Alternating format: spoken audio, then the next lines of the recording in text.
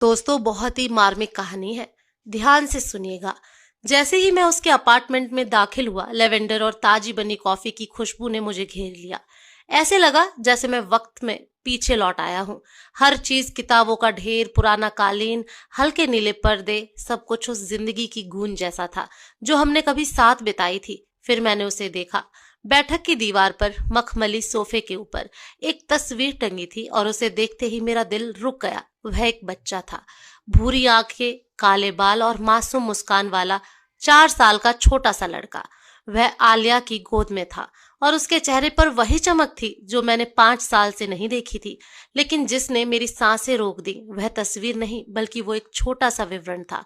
उस बच्चे की मुस्कान बिल्कुल मेरी थी। वो कौन है? मैंने किसी तरह पूछा, गले में अटकते शब्दों के साथ। आल्या ने नजरें फेर ली, गहरी सांस ली। उसका नाम दानवीर है, उसने कहा।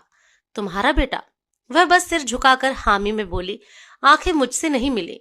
मेरा दिमाग बवंडर की तरह घूम गया। कैसे संभव था? वह तो मां नहीं बन सकती थी। मुझे याद था हर डॉक्टर की रिपोर्ट, हर आंसू, वह हर रात जब मैं उसे गले लगाकर उसका दर्द मिटाने की कोशिश करता था। पर डॉक्टरों ने कहा था कि मुझे पता है। उसने बात काट दी, आवाज धीमी और कांपती हुई। और वो सही थे। मैं बच्चे को जन्म नहीं दे सकती। मैं चुप हो गया। तो फिर ये बच्चा कौन था?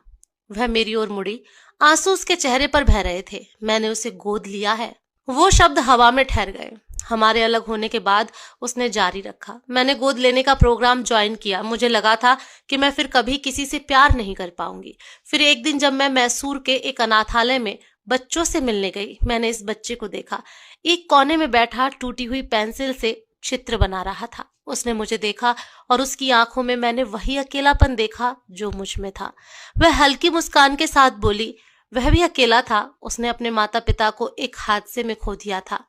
जब मैंने उसे पहली बार गले लगाया तो लगा जैसे मेरा कोई हिस्सा फिर से जिंदा हो गया। उसने धीरे से कहा, उसका नाम पहले से ही दानवीर था। मैंने बदला नहीं। जानती हो, अजीब बात है, वही नाम तुमने कभी हमारे बेटे के लिए चुना था, याद है? मेरे पैरों के नीचे जमीन जैसे खिसक गई।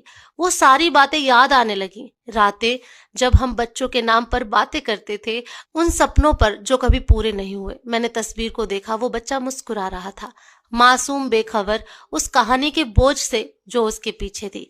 वो मुझ पर गया है, मैंने धीरे से कहा।